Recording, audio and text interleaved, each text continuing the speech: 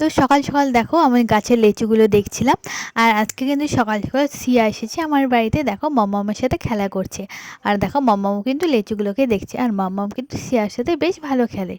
তো মমকে সিয়ার সাথে রেখে আমি কিন্তু চলে আসলাম রান্নাঘরে রান্না করতে।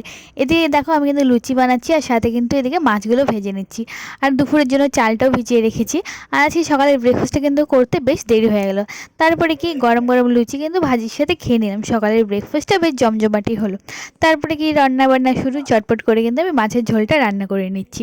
রান্না করতে করতে আমি কিন্তু গাছের নিচে পেয়ে গেলাম একটা আম। তারপরে কি করব, আমটা কেটে কেটে নুন আর লঙ্কা দিয়ে খেয়ে নিলাম। আর এখন মাখা করার সময় ছিল না, তাই আর নুন আর লঙ্কা দিয়ে খেয়ে নিলাম। আর আমটা কিন্তু বেশ টক ছিল, তো চটপট করে আমটাও খেয়ে নিলাম। তারপর দেখো আমি ঝোলে কিন্তু মাছগুলোও দিয়ে দিলাম। তো আমার ঝোলটাও কিন্তু বেশ হয়েই গেছে, তো ঝোলটাও নামিয়ে রাখলাম।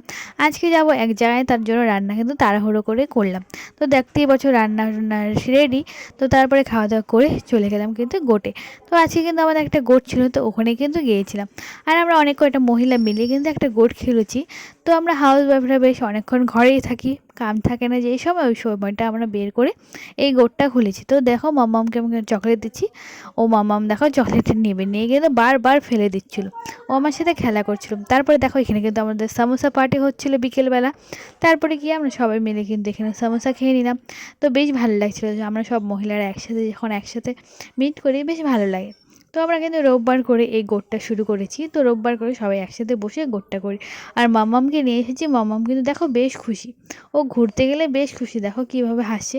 আর আমরা সবাই মিলেও কিন্তু বেশ হাসাহাসি করছিলাম। তারপরে কি খাওয়া দাওয়া কমপ্লিট করে চলে আসলাম বাড়ি।